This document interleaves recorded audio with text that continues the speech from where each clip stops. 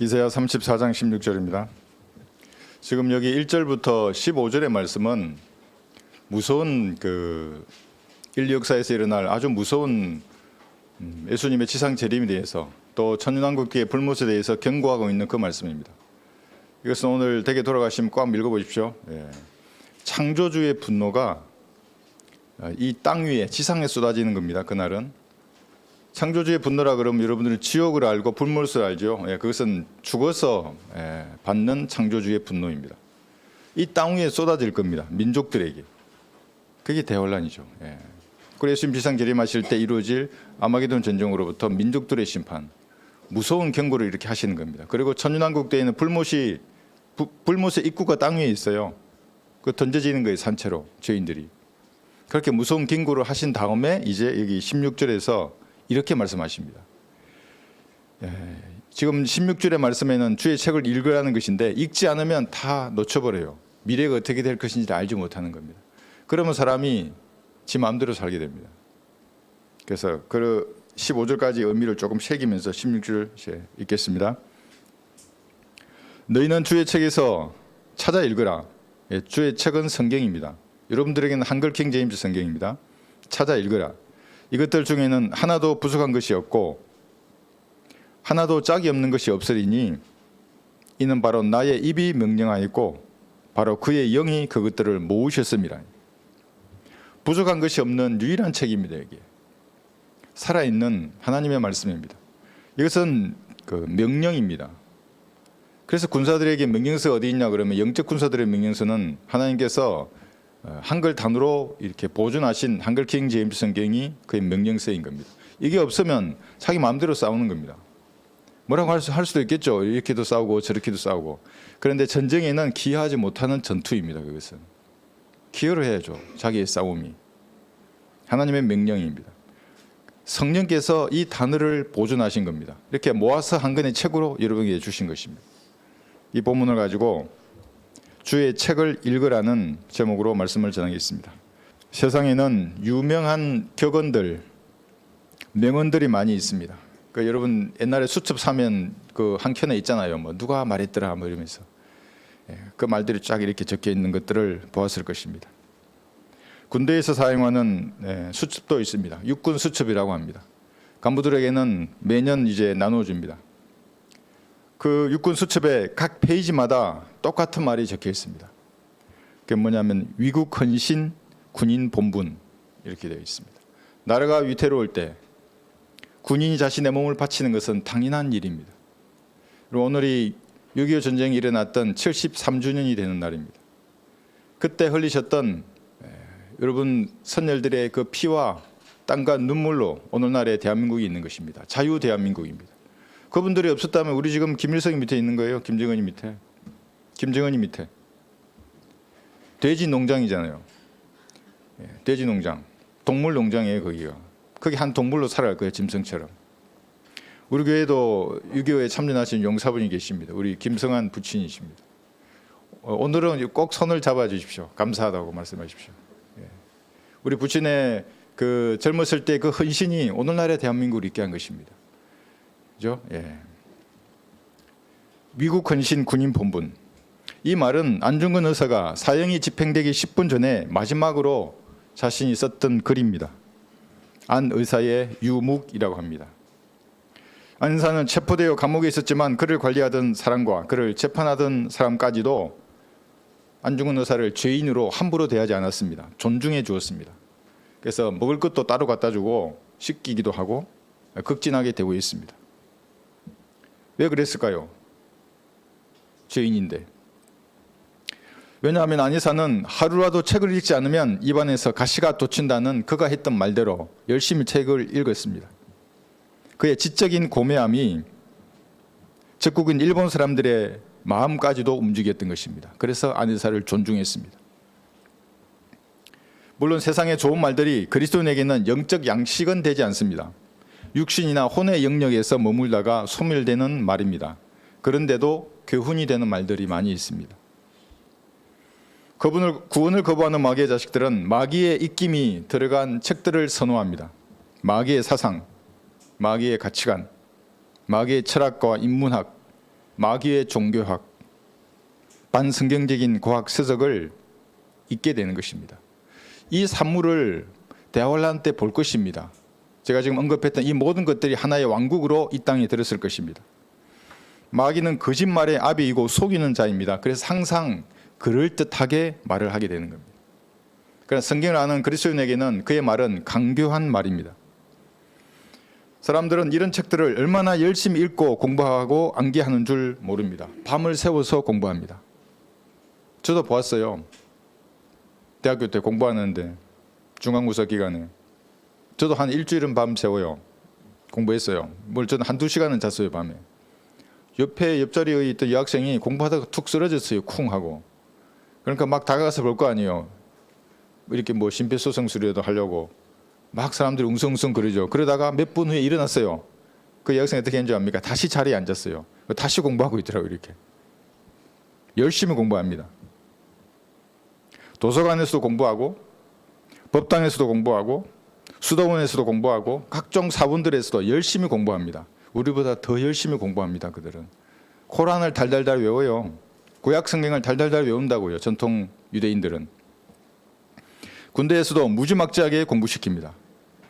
저는 군대는 더 무지막지하게 공부시켜야 한다고 생각합니다. 왜냐하면 뭘 알아야 적응을 할 거 아닙니까? 모르는 바보에게 어떻게 자기 부하의 생명을 맡길 수 있고 국가의 운명을 그에게 맡기는 것입니까? 더 무지막지하게 공부시켜야 합니다. 그래서 잠을 안 재운다 그랬잖아, 6개월 동안. 자기 집도 못 찾고 막 아래 위층 막 방황하는 사람들이 많이 있어요. 그 있건데 요즘은 많이 아마 시스템이 바뀌었을 텐데. 그런데 이러한 모든 공부들, 그들이 읽었던 문장과 책들은 썩어질 시입니다. 영원하지 않는 것입니다. 썩어질 단어와 문장을 그렇게 머리가 아프도록 밤새워 공부하는 것입니다. 안쓰러운 사람들입니다. 구원받은 하나님의 사람은 성령께서 영감으로 기록하시고 섭리적인 방법으로 보존하신 책을 읽어야 합니다. 그것이 성도의 영적인 양식이 되는 것입니다. 그 말씀에서 나온 설교를 들어야 합니다. 그것이 영적인 양식이 되는 것입니다. 먹어야 영적으로 성장합니다. 한국 사람에게 영적 양식은 하나님께서 호흡을 불어넣으신 한글 킹 제임스 성경입니다. 단어에다 호흡을 불어넣으셨다고요. 그래서 이게 살아있는 말씀입니다. 영어도 아니고 헬라어나 히브리어도 아닙니다. 이런 방언을 한국 사람에게 하나님의 말씀이라고 주장하는 사람은 마치 이런 사람입니다. 영어를 쓰는 사람에게 라틴어로 설교했던 로마 가톨릭 신부와 같은 것입니다. 회중은 다 영어를 쓰는 사람들인데 자기 혼자 라틴어 성경을 읽고 있어요. 이게 뭡니까? 자기가 영적 권위를 다 가지겠다는 겁니다. 회중들은 너는 내 말만 들으라는 겁니다. 가톨릭의 후예들입니다. 바이블 빌리버 아닙니다. 제가 디테일로 들어가 보라 그랬잖아요. 여기서 다 걸려 넘어지는 겁니다. 자기가 하나님의 권위를 가지고 사람들을 자기 마음대로 좌우하겠다는 마귀의 종들입니다. 바이블 빌리버는 스스로 이름 붙이는 것이 아닙니다. 그건 부끄러운 일입니다. 한번 생각해 보세요. 내가 진짜 성경들을 믿고 실행하는지. 남들이 나를 그렇게 평가해야 하는 겁니다. 저는 설교자이기 때문에 나의 설교나 성경 공부가 바이블 빌리버답다 그러면 남들이 나에게 붙여주는 겁니다. 타인이 그렇게 부르는 이름입니다. 근본주의자도 아닙니다. 이들은 험정력, 표킹이나 험킨, 근본킹, 개혁성경 뭐 이런 것들을 사용하는 사람들입니다. 하루라도 이 말씀을 읽지 않으면 입안에서 가시가 돋칠 것입니다. 우리에게 구원이 됩니다. 이 말씀이. 어떻게 그것을 알 수 있습니까? 가시 돋친 말이 입에서 나오는 겁니다. 영적인 말이 아니에요. 이게. 이런 가시 돋친 말이 나오면 내 머릿속이 비었구나. 빨리 하나님의 말씀으로 채워야겠다고 여러분 다짐하시면 되는 겁니다. 옛사람은 옛날 우리 선조들은 이런 말을 했습니다. 사대부가 하루라도 책을 읽지 않으면 얼굴이 험악해지고 언어가 무미해지는 것을 느낀다고 했습니다. 그러니까 쓸데없는 소리나 하는 겁니다. 어떤 사람은 하루라도 책을 읽지 않으면 뱃속이 텅 비고 가쁜 숨을 몰아쉬게 된다고도 했습니다. 하물며 그리스도인이 영적인 양식인 하나님의 말씀을 읽지 않는다면 어떻게 되겠습니까? 이들의 말대로 하면 말이 거칠어집니다. 얼굴이 험악해집니다. 몸이 건조한 농담을 듣고도 키득키득 거리는 겁니다. 뱃속은 텅 비어서 영적 기근 속에서 가쁜 숨을 몰아쉬게 됩니다. 그러니까 영적 기근이 닥쳤을 때 어떻게 됩니까? 내가 배고파 있으니까. 유튜브에서 꿀 떨어지는 목사가 한마디 해버리면 그냥 넘어가는 겁니다. 창세기 25장을 보겠습니다. 성경에도 그런 사람이 있었습니다. 에서입니다. 여러분 에서 아시죠? 예, 창세기 25장 30절에 보시면 배고프니까 다 팔아버렸어요. 아브라함과 이삭과 에서의 하나님이 될 수 있었는데 야곱의 하나님이 되어버린 거예요. 팔아버렸잖아요, 자기가. 영적인 것을 소홀하게 여기게 되는 겁니다. 기근이 닥치게 되면. 창세기 25장 30절 에서가 야곱에게 말하기를 내가 몹시 지쳤기에 부탁하노니 그 붉은 죽을 나로 먹게 하라. 팥죽이죠. 예, 한지라. 그러므로 에서의 이름을 에돔이라 부르더라. 예, 붉은 자입니다. 에서가 말하기를 보라 내가 죽을 지경인데 이 장자권이 내게 무슨 유익이 되겠느냐. 가벼이 여기는 겁니다. 34절 보시면 그리고 나서 야곱이 에서에게 빵과 팥죽을 주었더니 그가 먹고 마시고 일어나서 자기 길을 갔더라. 이같이 에서가 자기의 장자권을 경시하였더라. 이런 에서를 성경에서는 속된 자라고 말하고 있습니다. 히브리서 12장에서 속물 여러분 들어보시지 않습니까? 속물 에서입니다. 영적인 것을 하찮게 여기는 겁니다. 영적인 것에 대한 식견도 없고 세속적 이익이나 명예를 쫓는 사람입니다. 속물들입니다. 현대판에서는 보존된 성경을 읽지 않습니다. 그리스도인이 왜 지상삶을 살아가는지 감도 잡지 못하는 겁니다. 자기 안에 성령이 없는데 어떻게 이 사실을 알 수 있겠습니까? 성령이 있어도 발로 밟고 성령을 발로 밟기 때문에 하나님의 능력이 그를 통해서는 드러나지 않게 되는 것입니다.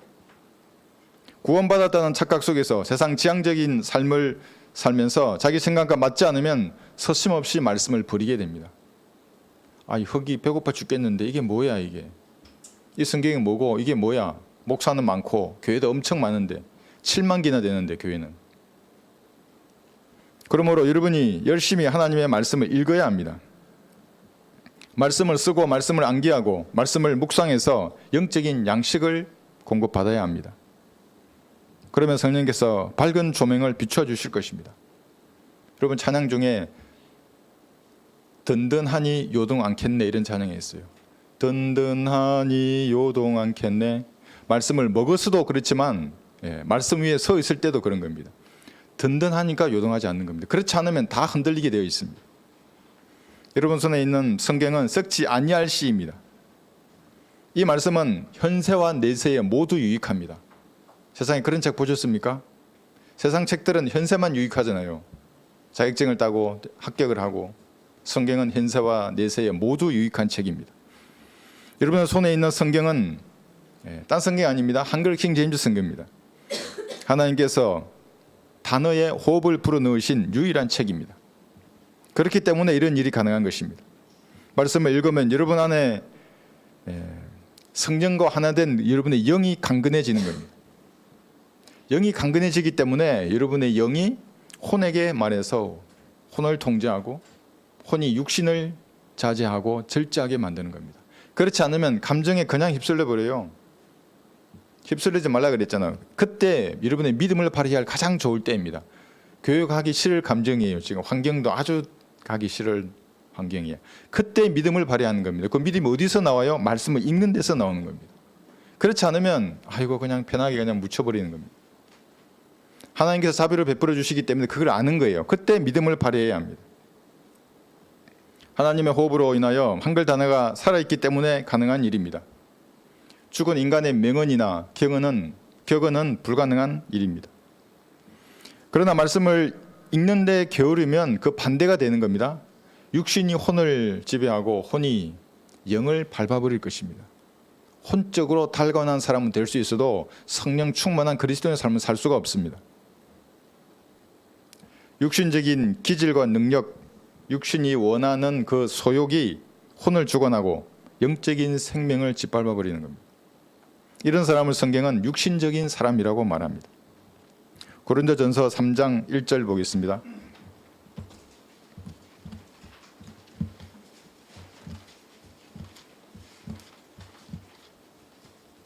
고린도전서 3장 1절.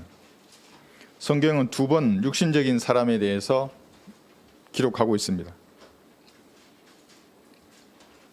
육신적인 사람이 되면 자기만 힘든 게 아닙니다. 다른 사람이 그를 돌봐줘야 되지 않습니까? 다른 사람에게 피해를 주게 되어 있습니다. 고린도전서 3장 1절, 형제들아 내가 너희에게 영적인 사람을 대하는 것처럼 말할 수 없어서 육신적인 사람, 즉 그리스도 안에서 어린 아기들을 대함과 같이 하노라. 그러니까 말씀에 젖을 떼지 않는 사람이에요. 어떨 때는 영적으로 하지만 어떨 때는 또 육신적으로 해요. 기저귀를 찬 사람입니다. 계속 다른 사람이 케어해 줘야 되죠. 그 사람.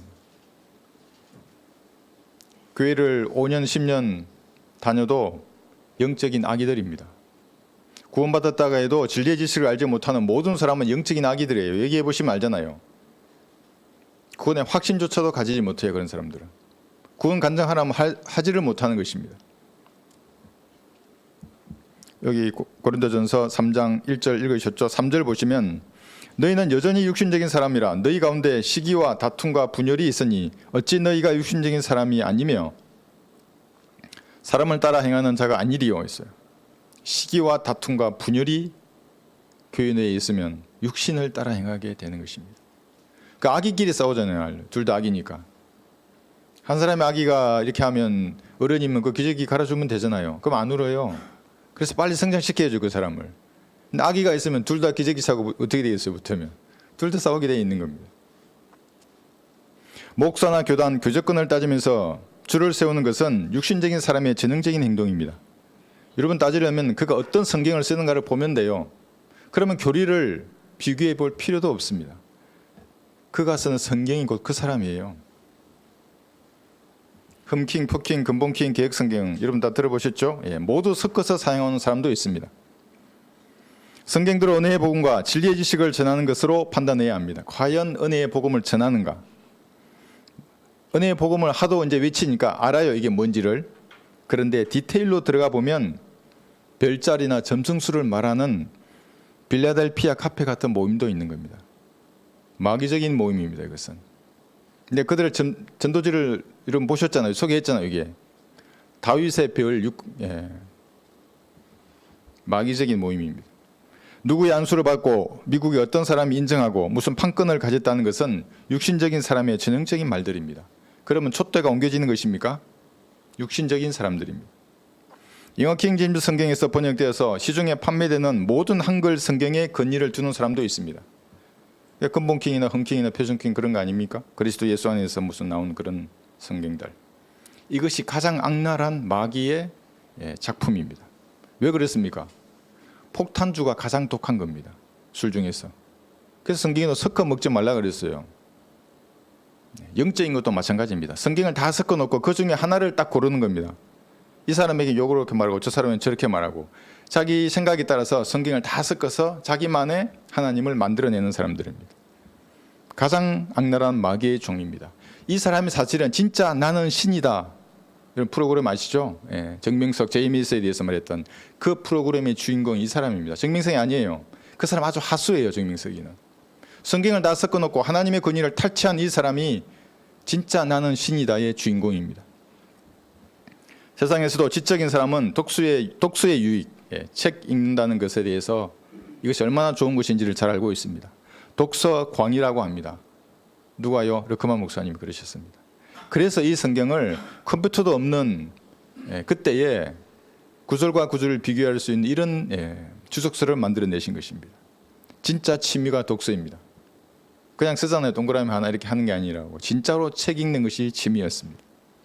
책을 읽으면 다양한 개념을 여러분이 습득하게 되는 겁니다. 어떤 사물이나 현상이나 사람에 대한 컨셉을 다 받아들이는 겁니다. 이것으로 자신의 생각을 남다르게 표현하게 됩니다.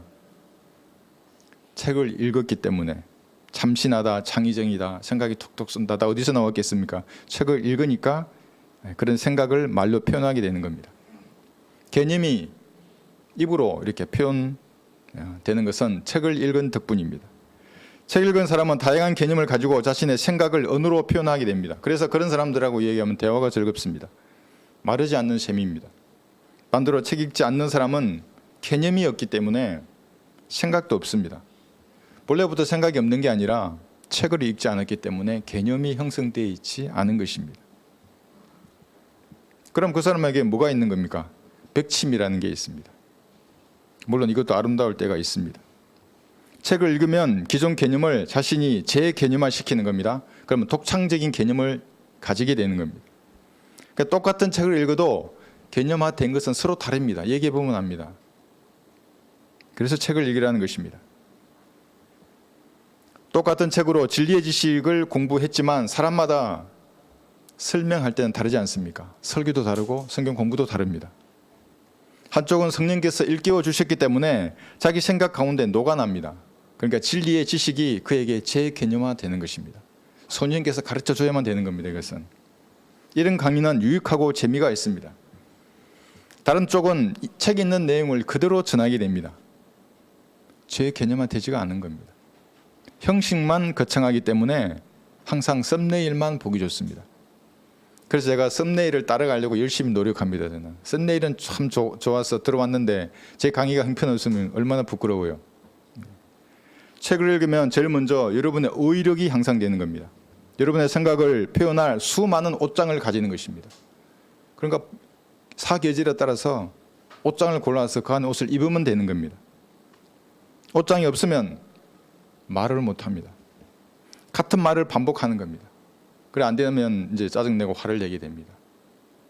그러면 있던 백치미마저도 없어져 버리는 겁니다. 타인의 감정을 이해하는 공감 능력. 여러분 공감 능력이 뭡니까? 타인의 감정을 이해해요. 사이코패스, 소시오패스는 절대 못 가지는 거예요. 이게 책을 읽으면 가지는 겁니다. 소통 능력이 생기고 글쓰기 능력이 차이니 생기는 겁니다. 그래서 하나님께서 출판업에 이렇게 관심이 많은 겁니다. 수많은 책들을 하나님께서 만들어 놓은 거예요. 진리의 서적들, 이 성경도 66권이나 주셨잖아요. 읽으면 여러분의 것이 됩니다. 지금 말씀드린 이것들이 사람만이 가지는 특권입니다. 그래서 아이들에게 독서하는 습관을 기르는 것이 중요한 이유입니다. 성경적 진리의 지식, 성경을 귀로 듣게 하는 겁니다. 부모가 낭독해야 합니다. 아이가 귀로 듣게. 같이 읽어야 합니다. 이것이 자식 농사입니다. 태풍이 불고 기근이 와도 농사가 망하지 않으려면 말씀을 읽고 듣게 해서 인생의 셰퍼가 몰아쳤을 때 그 풍파 가운데서도 믿음을 가지고 주님과 교제하는 법을 가르쳐 줘야 하는 겁니다. 부모가 먼저 하늘나라를 가기 전에 자식이 그것을 알았다면 농사를 가장 잘 지은 부모입니다. 그렇게 하지 못했다면 주님께 죄를 자백하고 아이에게 미안하다고 해야 합니다. 저도 군대 생활에 모든 것을 바쳤기 때문에 1년에 3분의 1을 나가 있었어요. 훈련장에. 나머지는 근무 쓰고 훈련 준비하고 그럼 집에 도대체 언제 가는 겁니까? 그게 기계화 부대였습니다. 그래서 아이들에게 항상 미안한 마음을 가지고 있습니다. 자신의 생각을 표현하고 상대방의 감정을 이해하면서도 서로 교감을 나눌 수 있는 것이 얼마나 축복입니까? 그렇죠? 이 축복을 넘치게 하려면 여러분들 책을 읽어야 하는 겁니다. 그러나 아담의 타락한 본성을 가진 사람은 자신의 지식 가운데 하나님을 두는 것 자체를 싫어합니다. 그러니까 책을 거부한다고요. 책을 읽으면 지식이 돼요. 하나님에 관한 그 지식을. 근데 아담의 본성은 이게 싫거든요. 하나님이. 두기를 싫어한다고요. 그래서 책을 보지 않으려고 합니다. 성경책 진리의 서적을 멀리하는 것입니다. 저는 처음 20대 초중반에 이걸 알았잖아요. 감리교 다닐 때 이제 구원받았어요. 제 금방 주머니 2개에는 항상 진리의 서적이 있었어요. 얇은 진리의 서적들. 그래서 쉬는 시간에는 바로 꺼내서 보면 되잖아요. 이거 5분 10분이면 그냥 쭉쭉 나가요. 오전에 한 권, 오후에 한 권 읽어요. 그 20대 때. 그리고 여기 이쪽 주머니에 넣고 오후에는 이쪽 금방 주머니에요. 막 훈련하고 뭐 이렇게 하다가 쉬는 시간 딱 되면 꺼내서 보는 거죠. 이렇게. 로마서 1장 28절은 보십시오. 로마서 1장 28절.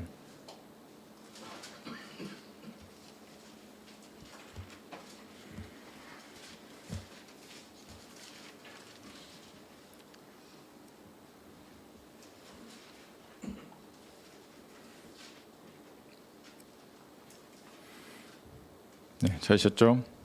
로마서 1장 28절 뿐만 아니라 그들은 자기들의 지식 가운데 하나님 두기를 싫어하니 이게 인간의 본성입니다. 하나님께서 그들을 버림받은 마음에 내버려 두시어 온당치 아니한 일을 하게 하셨도다. 그러니까 머릿속에 하나님에 관련된 그 지식 자체를 싫어합니다, 인간은. 그럼 버림받은 마음을 가지게 되지 않습니까? 그래서 항상 외롭고 허전한 것입니다. 그래서 종교를 찾습니다. 목사나 신부나 중 가운데서 하나를 고르는 겁니다. 요즘같이 종교 쇼핑하기가 얼마나 좋습니까? 유튜브만 켜면 그냥 쏟아져 나와요. 목사라고 한번 쳐봤어요. 쫙 나와요. 그냥 끝없이 나와요. 신부라고 쳐도 끝없이 나오고, 중이라고 쳐도 나오고, 채널도 있잖아요. 종교 채널. 하루 종일 비성경적인 설교만 하더라고요. 이런 것들이 아니면 술이나 담배나 마약이나 세상 쾌락이나 돈으로 버림받은 마음을 달래려고 하는 것입니다. 이런 사람들을 속된 자, 현대판 에서들입니다. 속물입니다. 성경적 말씀이 선포되면 육신은 싫어합니다. 예수님을 자신의 구주로 영접하는 그 순간에 죄인이었던 그 사람이 의인이 되었다고 하면 좋아합니다. 값없이 의인이 되었다는데 싫어할 사람이 어디에 있겠습니까? 그런데 은혜의 복음이 무엇인지도 잘 모르면서 의인이라고 좋아하는 사람은 거짓 구원의 확신에 속은 불쌍한 사람들입니다. 제가 항상 물어보잖아요. 예수님을 구주로 영접했던 적이 있어야 된다고요. 그 사람의 구원 간증이 나에게 전해진다니까. 여러분 다 아시잖아요, 그게. 계속 구원받았다는 거예요. 어떻게 구원받았냐고. 저 앞에서 말씀하지 못하는데 어떻게 하나님 앞에서 말할 수 있겠어요? 마귀가 정죄할 때 어떻게 말할 수 있어요? 저 사람 구원받지 않았다고 그러는데 나 구원받지 않았나? 그럼 끝이잖아요. 불못에 던져지는데. 여러분은 하나님께서 보시기에 의인이지만 동시에 죽는 순간까지 여러분 안에서 꿈틀거리는 죄의 욕망을 다스려야 하는 죄인입니다. 그래서 그리스도인을 구원받은 죄인이라고 하는 겁니다. 그렇지 않습니까? 죄의 욕망이 저만 꿈틀거리는 겁니까? 자기 교파를 신뢰하는 것, 무슨 구원파, 장로교, 감리교, 성결교, 자기 목사나 신부를 성경보다 더 우위에 두는 것, 변개된 성경을 사용하는 것, 술, 마약, 담배, 돈, 쾌락, 교만, 게으름, 비겁함, 헌신하지 않음, 이 모든 것들을 성경은 죄라고 지적하고 있습니다. 그리스도인은 구원받은 죄인입니다. 구원을 받았어요. 영원히 보장돼요. 지옥에 가야 할 내 죄는 하나님은 다시는 기억하지 않아요. 가고 싶어도 못 가요, 이제. 그러나 그렇다고 해서 내 안에 있는 죄의 본성, 죄를 짓고자 하는 그 욕망까지 사라진 게 아니에요. 내 몸이 구속되어야 사라질 것입니다. 이 민족을 지옥으로 보내는 첫 번째 마귀는 극단적인 칼빈주의자들입니다. 창세전에 구원받을 사람과 구원받지 않을 사람이 정해졌다고 말하는 겁니다. 제한된 속죄를 말해요. 예수님의 피가 예정된 사람에게는 효과를 발휘하지만 예정되지 않는 사람에게는 예수님의 피가 믿으려고 해도 효과를 발휘할 수 없다고 말하면 즉시 마귀의 자식이 되는 겁니다. 두 번째로 이 민족을 그리스도의 심판석에서 거지로 만드는 파가 있는데 그게 구원파입니다. 이들은 칭의와 성화를 구분할 줄 모르는 한국의 토종 이단입니다. 둘 다 마귀의 교리입니다. 여기 조금 많죠, 이쪽에 구원파에 구원받은 사람이. 그러나 이단이에요. 그리스도의 심판석에서는 상 받을 게 하나도 없게 만드는 사람들입니다. 갈보리의 피로 의롭다함이 선포되고 거룩하신 하나님의 아들로 입양된 죄인은 죽는 순간까지 스스로 판단하고 자기 죄를 판단하는 겁니다. 스스로 자기 죄를 심판해서 거룩하게 살아야 합니다. 그렇게 해야만 지상 삶을 사는 동안 주님께서 그를 징계하지 않을 것입니다. 그렇게 하지 않으면 주님 앞에 교만한 자세로 다가서면 어느 순간 사탄의 막대기가 그를 후려칠 것입니다. 그래서 주님의 지팡이와 막대기가 있잖아요. 지팡이 아래서 살아요. 하나님께서 지팡이로 이렇게 하라 저렇게 하라. 아니면 사탄의 막대기가 그에게 다가서는 걸 하나님이 허용하시는 겁니다. 요한일서 1장 8절 보겠습니다. 책을 읽어야만이 가능한 일입니다. 읽으라고요. 읽기 어려우면 들으시라고요, 책을. 더 좋은 거는 들으면서 책을 읽는 거예요. 눈으로 보는 거. 요한일서 1장 8절에 보시면 이건 오늘 오후에도 성경 공부할 때 나오는 구절입니다. 여러분 잘 한번 보십시오. 요한일서 1장 8절에서 9절까지. 여기 우리는 구원받은 그리스도인으로 말하는 겁니다. 어떤 구원파의 목사처럼 이 우리가 죄인이라고 말하면 그럼 사도 요한이 죄인이에요? 만일 우리가 우리에게 아무 죄 없다고 말하면 우리 자신을 속이는 것이요 진리가 우리 안에 있지 아니하나 우리가요 구원받은 그리스도인이에요. 구원을 받았어요. 모든 죄가 용서되었어요. 그러나 그 이후에 짓는 죄들, 내 양심에 찌르는 그 죄들을 말하는 겁니다. 죄들을 자백하면 그는 신실하시고 의로우셔서 우리 죄들을 용서하시며 모든 불의에서 우리를 깨끗하게 하시느니라. 마음으로 범죄한 그 죄들, 행동으로 범죄한 그 죄들을 주님 앞에 자백해야 하는 겁니다. 구원받았기 때문에, 아들이기 때문에 아버지 앞에 말하는 겁니다. 구원받지 않는 사람은 아들이 아니에요. 그럼 마귀의 자식이에요. 근데 와가지고 남의 아버지한테 말하고 있어요. 죄를 용서해달라고. 그러니까 그 사람이 지옥에 가는 겁니다. 구주로 예수님을 구주로 영접한 사람만이 양심에 거느끼는 죄들을 자백해서 거룩한 삶을 살게 되는 것입니다. 과거에 여러분들은 누구도 예외 없이 마귀의 자식이었습니다. 예수님을 영접해서 하나님의 아들이 되었다면 이제는 여러분 양심에 거느끼는 죄들입니다. 이 양심이 성령께서 역사하신다고요. 이 양심으로 모든 불의와 죄들을 주님 앞에 자백해야 하는 겁니다. 죄와 불의와 싸우다가 패배하면 다시 자백해서 예수님의 피로 씻어야 합니다. 매일 씻어야 하는 겁니다. 여러분 매일 씻지 않으십니까? 매일 씻어야 하는 겁니다. 그래야만 주님과의 교주가 회복되고 여러분의 기도가 응답되는 겁니다. 자백하지 않으면 지상 살면 주님의 기도 응답 없이 혼자 힘으로 살게 될 것입니다. 그러니까 무거운 짐을 지고 간다고요. 처벅처벅 뜨거운 태양빛이 내리쬐고 있는데 그 자백해서 버리면 깨끗해지면 그냥 오아시스 같이 살 텐데 거기서 살게 될 텐데. 여기 10절 보시면 만일 우리가 죄를 짓지 아니하였다고 말하면 우리는 그분을 거짓말쟁이로 만드는 것이요 그분의 말씀이 우리 안에 있지 아니하니라. 이거 구원받은 그리스도인이라고요. 난 죄 없어. 구원받았지. 난 의인이야. 의인이에요. 지옥에 안 가는다는 면에서 의인이지만 하나님 앞에 다가섰을 때는 내 양심에 거느끼는 죄를 버려야 한다는 겁니다. 그런 의미에서는 죄인이에요. 여기서 우리가 11번이나 등장합니다. 사도 요한이 말했어요. 죄인이라고. 구원파의 이한규 목사는 요한 1서 1장을 구원받지 않은 죄인에게 적용했습니다. 개역 성경을 사용하는 그 사람의 영적인 수준을 바로 드러내는 겁니다. 수많은 사람을 지옥으로 보내고 수많은 사람을 그리스도 심판석에서 상 받지 못하게 만드는 겁니다. 빈털터리로 만드는 거예요. 여러분은 주님께서 피를 뿌려서 보존하신 말씀을 읽어야 합니다. 진리의 지식으로 여러분의 생각을 무정해야 합니다. 그래야만 마귀가 입김을 불어넣은 성서나 마귀의 교리에 속지 않을 것입니다. 출애굽기 24장을 보겠습니다. 하나님께서 피를 뿌린 책이 세상에 있겠습니까? 예, 있습니다. 피에는 생명이 있기 때문에 피가 뿌려지지 않은 책은 생명이 없는 책이에요. 전부 썩어질 책이에요. 그게 피가 뿌려진 책은 썩지 아니할 책입니다. 출애굽기 24장 7절 언약의 책을 가지고 와서 백성이 듣고 있는 데서 읽으니 여기 또 읽고 있어요. 그들이 말하기를 주께서 말씀하신 것을 우리가 행하고 복종하리라 하더라. 여기 성경대로 무엇인가를 행하고 싶잖아요. 그러면 말씀을 들어야 하는 겁니다. 읽어야 하는 겁니다. 하나님께 여러분 복종하고 싶지 않습니까? 그러면 말씀을 읽어야 합니다. 말씀을 들어야 복종이 됩니다. 그렇지 않으면 형식만 복종하는 거예요. 형식만 교회에 와서 일어서라면 일어서고 앉으라면 앉고 노래 부르라면 노래 부르고 그러다 가라면 가는 겁니다. 말씀 읽으면 진짜 행하고 하나님께 복종하는 삶을 살 수가 있습니다.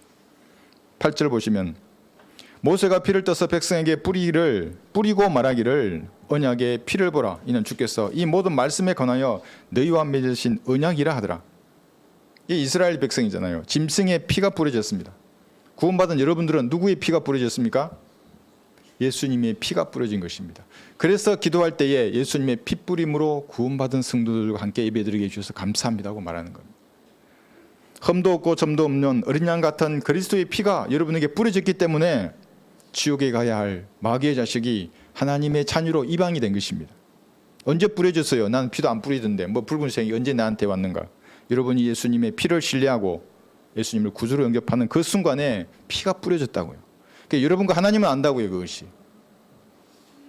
그렇다면 하나님의 피로 선결된 여러분은 세상의 수많은 책들 중에서 어떤 책을 읽어야 하겠습니까? 피가 뿌려진 책을 읽어야 하는 겁니다. 예수님의 피가 뿌려진 책. 그게 무엇입니까? 그것이 하나님의 말씀입니다.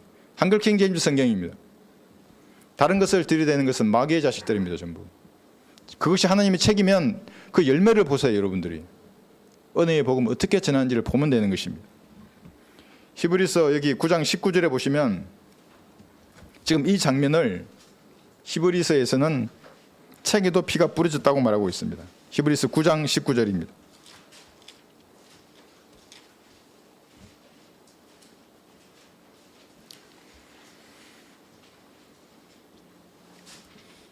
히브리서 9장 19절에서 20절. 모세가 율법대로 모든 계명을 온 백성에게 말한 후에 지금 이제 좀 전에 읽었던 출애굽기 24장의 장면을 구체적으로 표현하고 있습니다. 송아지와 염소의 피와 물과 주홍색 양털과 우수초를 가져다가 그 책과 온 백성에게 뿌리며 말하기를 이것은 너희에게 하나님께서 너희에게 명령하신 언약의 피라 하였느니라. 피가 뿌려진 이 성경 말씀에는 그래서 생명이 있는 겁니다. 이 책엔 그래서 피가 뿌려진 것입니다. 그래서 영생이 이 책에 있는 것입니다. 한번 들어보십시오. 성경을 상고하라. 이는 너희가 성경에 영생이 있다고 생각하매니 그 성경은 나에 관하여 증거하고 있습니다. 피가 뿌려졌기 때문에 영생이 있는 겁니다. 이 책에는. 과거 이스라엘 백성과 그들이 보았던 말씀은 짐승의 피가 뿌려졌습니다. 그러나 오늘날 구원받은 여러분 또 여러분의 손 위에 있는 한글 킹 제임스 성경은 예수님의 피가 뿌려져 있습니다. 성경은 피로 점철된 그런 책입니다. 여러분 성경에 보면 이거 있잖아요. 이게 이 색깔 이쪽이죠. 두 개죠, 그죠? 예. 노란색은 황금, 예수님의 신성을 상징하고 그 하나님이신 예수님께서 빨간색이잖아요. 이게 피가 뿌려졌다. 하나님의 피. 예. 예수님께서 피 흘리신 이후에 성경적 신앙도 마찬가지입니다. 순교자들의 피 위에서 오늘날까지 전통이 유지된 것입니다. 지금은 라오디케아 시대이기 때문에 우리의 피를 요구하지 않지만 잠시 후면 또 요구할 거예요. 우리가 올라가면 그때서야 정신 차리는 거예요. 철드는 사람이 참 많아요. 어떤 사람은 대환란 때 철드는 거예요. 그럼 뭐예요? 7년 동안은 그래도 좀 나아요. 어떤 사람은 지옥에서 철들어요. 그럼 뭐예요? 불타는데 불못에서 철들어요. 뭐예요? 그럼 불타는데 호흡이 있을 때 철들어야 하는 겁니다. 예수님을 구주로 영접하고 이 성경을 읽어야 하는 것입니다. 이 책을 읽으면 여러분 마음 깊숙이 숨겨두었던 죄가 드러날 것입니다. 성경을 읽을 때 죄가 드러나는 겁니다. 이제 그러면 언제든지 보혈의 피로 씻으라고 그래서 이 책에 피가 묻어 있는 겁니다. 성경을 읽어야 죄가 드러나는 겁니다. 성경을 안 듣고 TV 보고 있으면 죄는 드러나지 않아요. 같이 동화되는 겁니다. 이렇게 쟤도 그런데 나도 뭐 그래서 뭐 어쨌다고 그냥 가는 겁니다. 이렇게. 성경 읽을 때 여러분 죄가 드러나면 그대로 자백하면 됩니다. 주님 내 죄를 용서해 주십시오. 제가 어제 그런 일을 했었군요. 제가 이것을 몰랐습니다. 여러분이 드리는 찬양이나 눈물로 드리는 기도마저도 예수님의 피로 씻겨야 합니다. 이런 자세는 인간의 실체를 아는 성경을 제대로 알고 실행하는 그리스도인만이 가지는 자세입니다. 다른 사람은 가지지 않아요. 하나님 앞에 뻔뻔한 자세로 나가는 겁니다.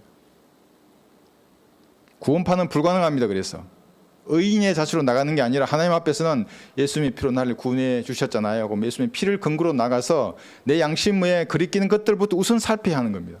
그걸 다 씻어내고 내 피로나 내 강구를 하나님 앞에 아뢰야 하는 것입니다.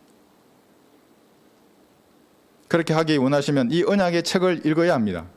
그래서 여러분의 취미는 공통적인 취미가 있는데 그것은 성경을 읽는 것입니다. 여러분의 귀는 주님의 피가 뿌려진 이 거룩한 말씀으로 가득 채워야 합니다. 세상 영상이나 글들이 아닙니다. 조금 보세요. 조금 더 여러분 성경을 알면 세상의 영상이나 글들이 얼마나 추접하고 그 안에 적그리스도의 계획이 들어있다고요. 그게 내가 말을 하면 술주학 같아서 말도 못 해주겠어요. 그 영상 속에 들어있다고요. 그게 왜 박진영 씨가 이집트 옷을 입고 나왔어요? 이집트 뭐 노란색. 왜 그랬어요? 왜? 그 수많은 나라들 중에 왜 그 해필 이집트예요? 세상인데 이집트는. 이 세상 신이 다스리는 거잖아요.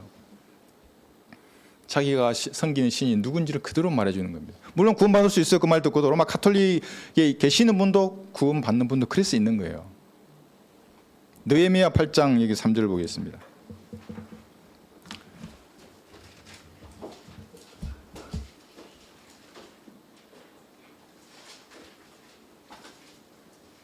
느헤미야 8장 3절. 느라고 있죠. 느. 예. 시편 전에 느헤미야 8장 3절에 보시면 여기 보십시오.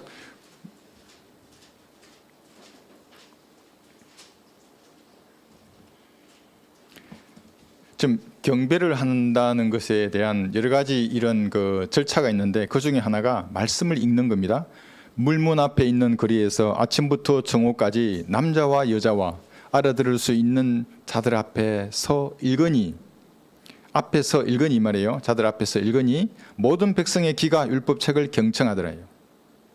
그러니까 지금 여기 6절에서 8절까지를 쭉 보면 말씀을 읽고 경청하는 것 외에도 경배 드릴 때는 기도하고 송축하고 아멘으로 화답하고 이런 것들이 있어요. 그 중에서 제일 중요한 것이 뭐냐면 하나님의 말씀을 낭독하는 겁니다. 읽는 것입니다. 낭독하고 듣고 읽고 한 이런 것이 예배의 순수에 들어가 있는 겁니다. 그런데 변기된 성경을 낭독하면 뭡니까 그게? 그래서 경배가 아닌 겁니다. 표킹이나 흥킹, 근본궁으로 들은 것은 경배가 아닙니다. 변기되어 있잖아요. 그 단어가. 영어의 단어가 한글로 변기되어 있다고요. 바른 말씀이 낭독되면 듣는 사람이 죄에 대한 찔림을 받을 것입니다. 여기 8, 9절 한번 보세요. 느헤미야 8장 8, 9절. 죄에 대한 찔림으로 사람이 울게 됩니다. 느헤미야 8장 8, 9절. 그렇게 그들이 하나님의 율법책을 명확히 낭독하고 명확히 낭독해야 되는 겁니다. 무슨 뜻인지 알아들을 수 있게. 그 의미를 알려주어 누구에게 하는 말인지 교리적으로 역사적으로 어떤 뜻인지를 의미를 알려주고 그러면 백성들로 낭독한 것을 깨닫게 하였더라 이렇게 돼요. 분명하게 낭독하고 분명하게 여러분 성경 읽을 때 읽어야 하는 겁니다. 그래서 필요하면 손으로 가리키면서 읽어요. 단어를 정확하게 분명하게 내용의 의미를 깨달을 수 있어야 합니다. 그러니까 성경 보기 전에 기도하라고요. 성령께서 아둔한 저의 지각을 열어주십시오. 지금 지각을 열어주지 아니하시면 하나님의 이 책, 피가 뿌려진 이 책을 제가 어떻게 이해할 수 있겠습니까? 이렇게 겸손하게 기도하면 금방 깨닫게 해주십니다. 그 다음에 자신에게 적용해야 하는 겁니다. 자신에게 적용하는 겁니다. 1차적으로. 거울은 자신에게 적용하는 거지 않습니까? 내 얼굴을 보려고. 근데 거울을 들고 다니면서 딴 사람 얼굴 보라고 이렇게 할 거예요. 이상하잖아요. 날 봐야지 하나님의 말씀으로. 날 먼저 고치는 것입니다. 그러면 다른 형제 자매들이 제가 변화된 내 모습을 보고 바뀌어요. 이제 그렇지 않으면 시기와 다툼과 분열이 일어나게 되어 있습니다.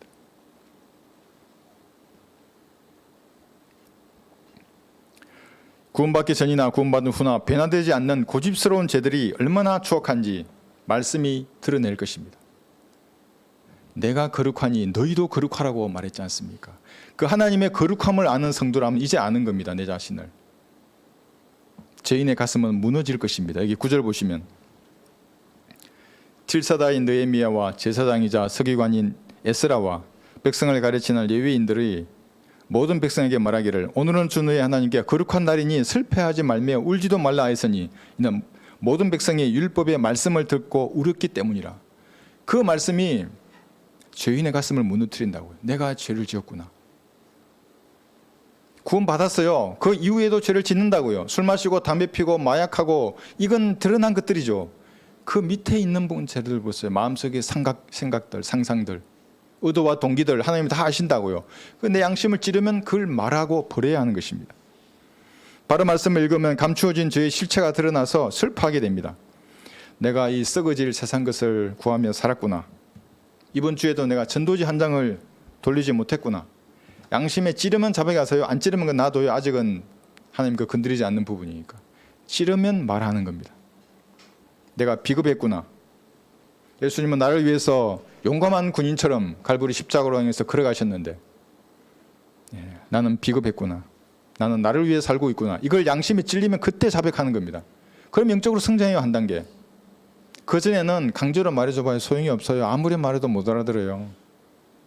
여러분 그 말이나 소를 물가로 데려와가지고 강제로 물 먹인 사람 보셨어요? 물가로 데려올 수는 있어요. 물 먹기 싫어하는 말에 머리를 어떻게 숙여요, 사람이? 지가 먹어야지 물을. 이것이 하나님의 뜻대로 하는 슬픔입니다. 그리스도인은 이런 죄에 대한 회개가 없다면 영적으로 단 1cm도 성장할 수 없습니다. 그 제자리 도는 거, 제자리.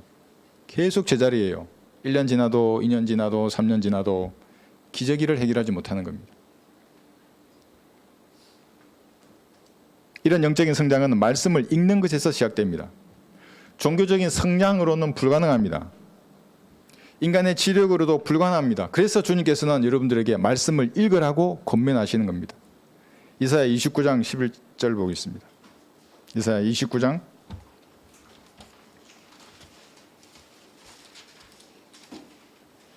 11절.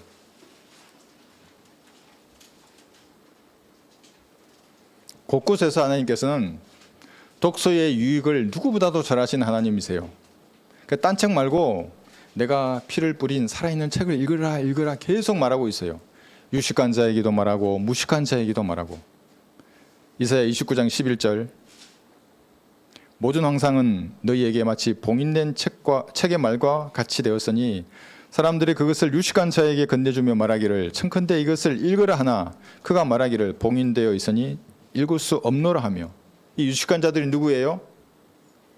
네, 기독교 대학의 교수들입니다. 목사들입니다. 세상에서 교육받은 유식한 자들입니다. 이들은 교육을 숭배하는 현대판 우상 숭배자들입니다. 성경을 읽으라고 말하면 비유가 많아서 읽을 수 없다고 말합니다. 아이 복잡한 건 딱 7색이야. 이 너희들이나 읽는 책이지. 내가 이거 읽으면 광신자가 될 것 같아. 갖가지 변명을 댑니다. 성경 읽을 시간이 없어 바빠 죽겠는데 언제 그 책을 읽어?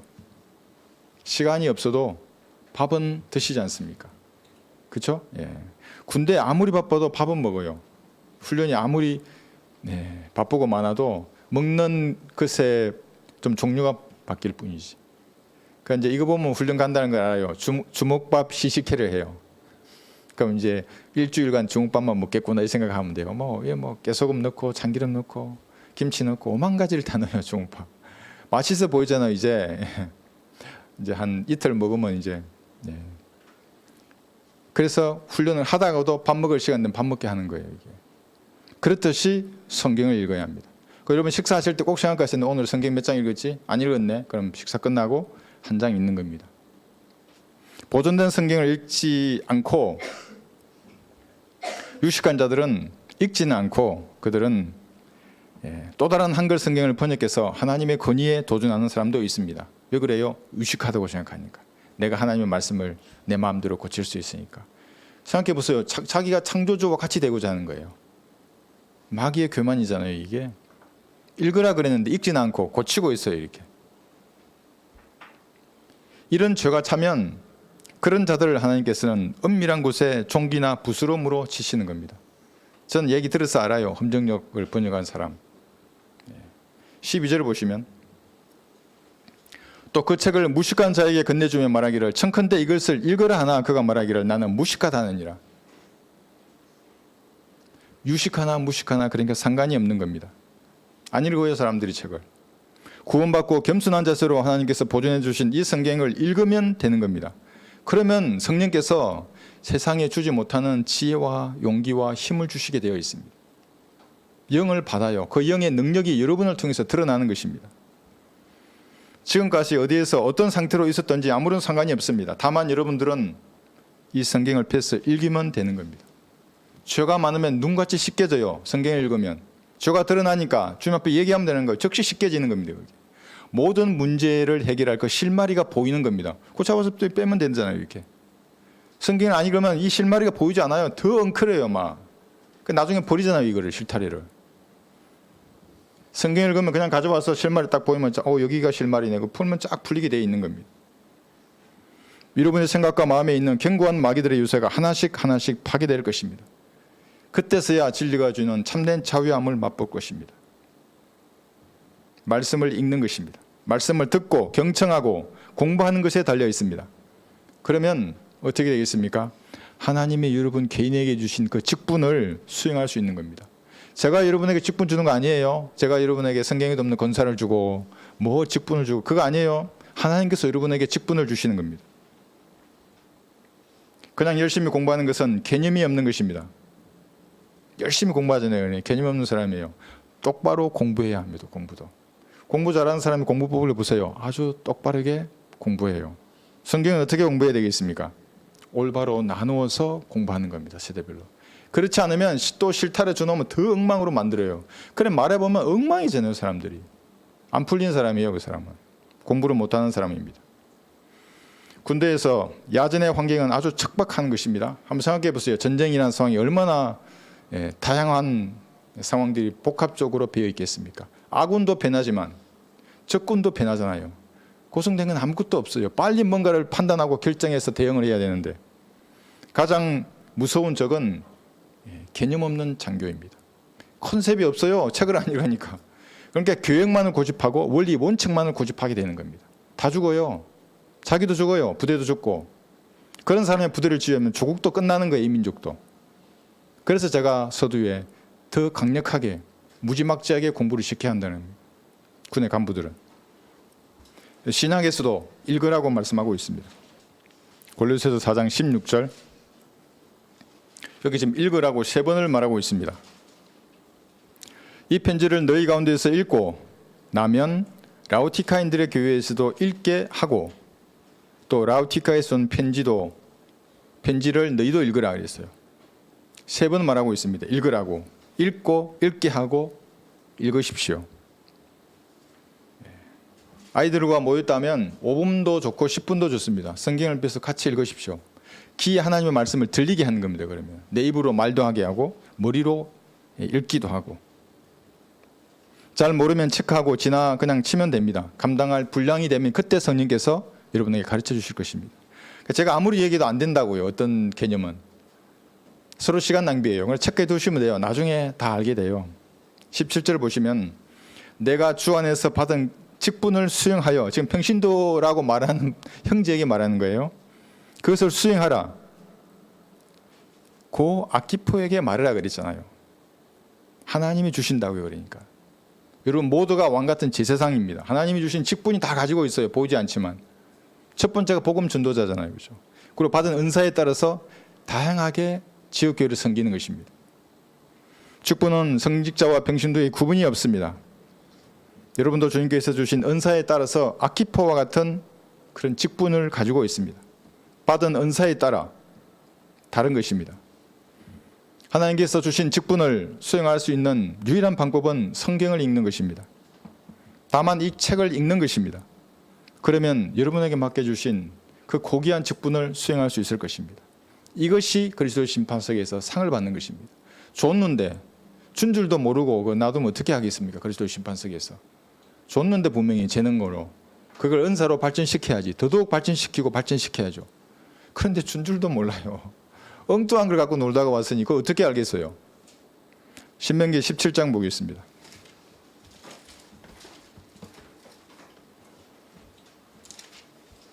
신명기 17장 여기 18절 보시면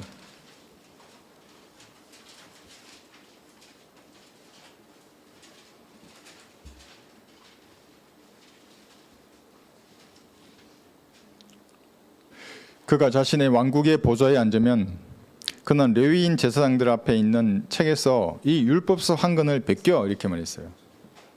신명기 17장 18절입니다. 여러분도 영적인 왕국의 왕 같은 제사장입니다. 정강훈 목사 설교를 제가 잠깐 들었는데 자기가 메시아 왕국의 왕이랍니다. 지금 그 듣는 사람들도 전부 메시아 왕국의 왕이랍니다. 그러면서 자기를 이단이라 그런다고, 성경도 모른다고 사람들이. 그렇지 않아요. 메시아 왕국은 천년 왕국을 말하는 겁니다. 천년 왕국 때는 왕처럼 진짜 통치해요. 근데 지금은 그냥 왕 같은 제사장이에요. 영적인 제사장인 겁니다.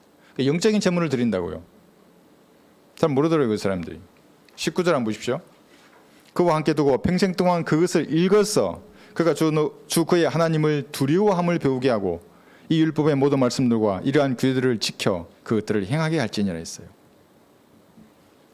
행하게 하는 것을 여러분에게 적용하면 믿음의 행위와 사랑의 수고입니다.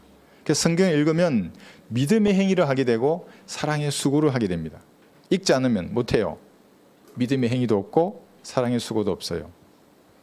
지역교회를 섬기고 성도를 섬기며 하나님께서 주신 은사에 따라서 자신의 임무를 충실하게 수행할 수 있는 길은 성경을 읽는 것입니다. 구원받은 죄인이 창조주 앞에 기도하려고 나왔을 때 하나님을 두려워하지 않는다는 말은 내 자신을 성찰하지 않는다는 거예요. 내 자신의 마음과 행동을 자기 스스로 봐야 하는 겁니다. 그러지 않으면 오만방자하게 나오게 됩니다. 그걸 막는 유일한 길은 성경을 읽는 겁니다. 어려우면 큰 소리로 읽어요. 그럼 내 눈으로도 보고 귀로도 듣지 않습니까? 일석이조죠. 얼마나 좋아요. 소리 내서 읽어요, 말씀을. 개역 성경을 사용하던 목사의 설교를 알던 하나님은 모두 씻어내야 하는 겁니다. 왜 하나님께서 여러분에게 이 성경의 가치를 알게 하셨을까요? 저 목사는 몰라요. 아직도 개역 성경을 쓰고 있어요. 몰래 우리 성경 보고. 위선자라고 하는 겁니다. 그래서 자기도 이 성경이 좋다는 거 알아요. 근데 이걸 쓰게 되면 세대적 진리가 그대로 나와요. 이게 너무나 명확해요. 성경이. 목사가 성도들에게 권위를 행사할 수가 없다는 걸 알기 때문에 못 쓰게 한다고요. 유명한 목사가 누굽니까? 유기성 목사, 이찬수 목사, 장경동, 이양규, 박옥수, 권신찬 이런 사람들입니까? 이런 사람들을 통해서 배운 하나님에 대한 지식은 모두 쌀데기 없는 것들입니다. 영적인 쓰레기라고요. 그것이. 물론 그 쓰레기에도 가끔씩 이런 분리수거 뭐 병도 있고 그렇잖아요. 가끔 누가 버린 1,000원짜리 지폐도 있고 뭐 무슨 반지가 있을 수도 있잖아요. 그러나 쓰레기통이라고요. 그것은. 한번 들어보십시오. 그러므로 우리가 흔들릴 수 없는 왕국을 받으리니 은혜를 소유하자. 우리가 이 은혜로서 하나님을 기쁘게 섬기되 경외함과 경건한 두려움으로 할지니라. 이것이 가능한 유일한 방법은 성경을 읽는 것입니다. 읽어야 이렇게 기쁘게 하나님을 섬길 수 있는 것입니다. 엉뚱한 것을 보고 듣고 실행하면 이 세상 신이 옆에서 가만히 보고 있는 겁니다. 이상한 교리를 읽고 있어요. 이상한 책을 읽고 있고. 그러면 이 세상 신이 여러분에게서 여러분만의 하나님을 만들어 줍니다. 생각 가운데. 이것을 신학적으로는 마귀 들림이라고 하는 겁니다. 미친 사람이 되는 겁니다.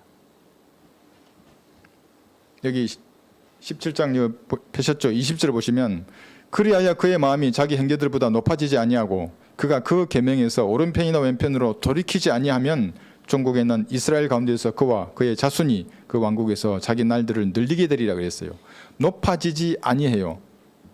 이게 무슨 말입니까? 겸손을 배우게 됩니다. 성경을 읽으면. 그러면 교만한 사람들은 뭐하는 사람이에요? 성경을 안 읽는 사람이에요.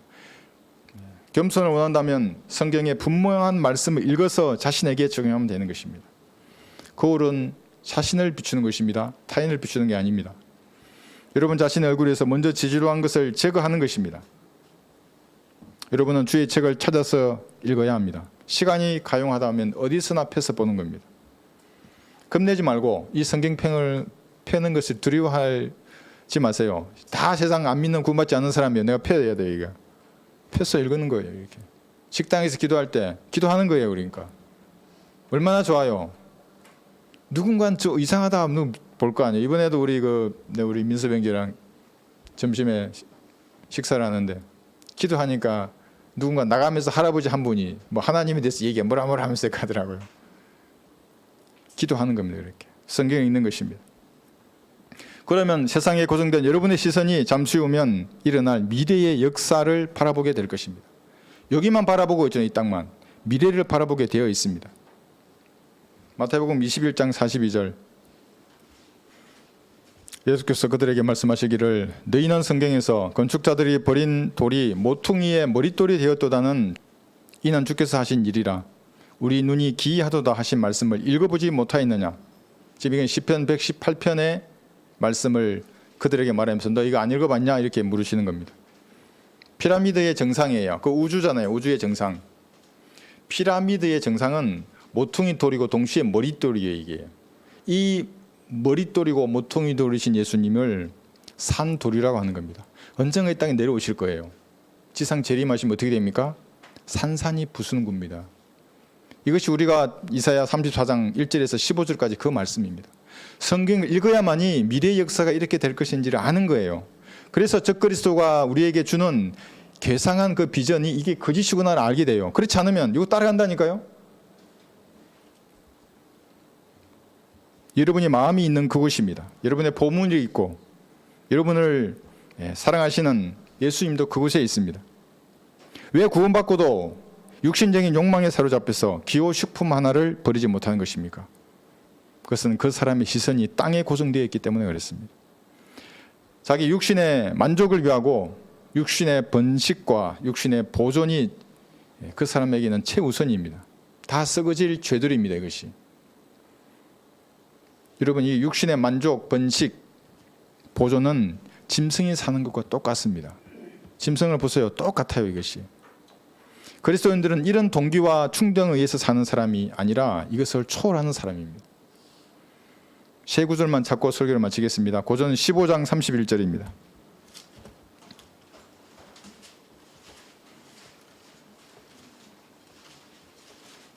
그래서 세상 사람들에게 예수님을 전하면 친구들이 그냥 가버리는 겁니다. 아니, 육신을 즐겁게 하고 육신을 만족시키고 보존하고 번식시켜야 되는데 왜 인간은 다르게 하지? 나하고 친구 안 하려고 그러는 거예요. 스스로 그 사람들이 정리되는 것입니다. 고전 15장 31절 보시면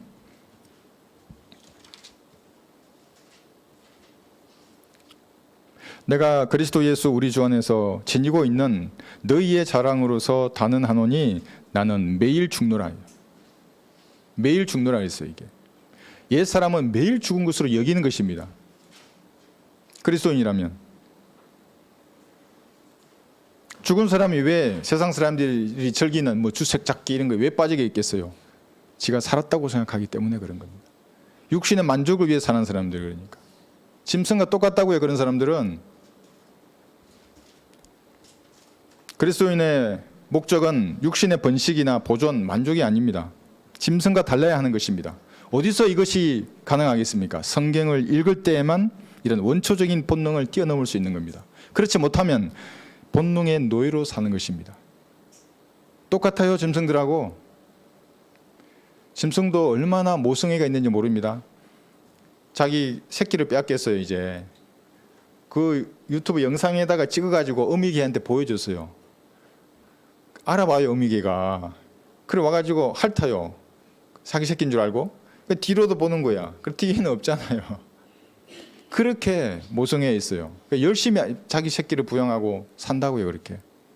그리스도인들 그것을 초월해야 하는 겁니다. 빌립보서 4장 11절 보겠습니다.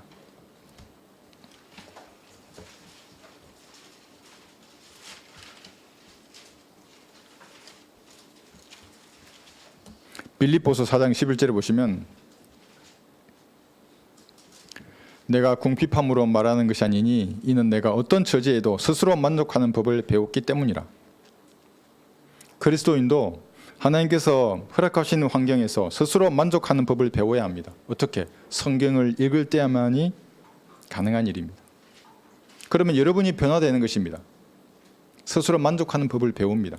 육신을 만족시키기 위해서 쾌락을 찾는 게 아니라 성경을 찾아서 읽어야 하는 겁니다. 주의 책을. 그렇지 않으면 끝없는 욕망의 노예로 살 것입니다. 마지막으로 고린도전서 9장 5절입니다.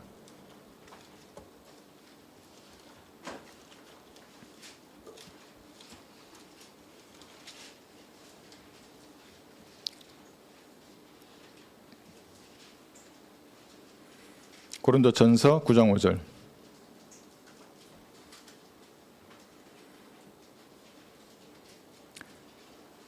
우리에게 다른 사도들이나 주의 형제들이나 게바와 같이 자매된 아내를 동반할 권리가 없겠느냐 이렇게 했어요. 그러니까 바울은 베드로처럼 결혼하지 않았어요. 아내를 데리고 다니지 않았어요. 가톨릭의 주장처럼 베드로는 독신이 아니에요. 결혼했었어요. 아내와 장모까지 있었습니다. 바울은 이러한 권리를 스스로 포기했습니다. 육신을 위한 합법적인 권리를 포기하고 하나님을 섬겼습니다. 오직 성경을 진지하게 읽어서 분명한 내용을 이해하고 자기 삶에 적응해서 때만 가능한 일입니다. 여러분들도 주의 책을 찾아서 읽으십시오. 그럼 여러분 앞에 있는 모든 문제가 해결될 것입니다. 하루 읽어서 불가능하면 일주일, 한 달, 3개월, 6개월을 읽으십시오. 저도 변화되지 않습니까? 저 같은 죄인의 우두머리도 변화되었어요. 사도 바울 같은 죄인의 우두머리였잖아요. 살인자였어요. 변화되는 겁니다. 책을 읽으시는, 주의 책을 읽으시는 여러분들이 되시기를 바랍니다.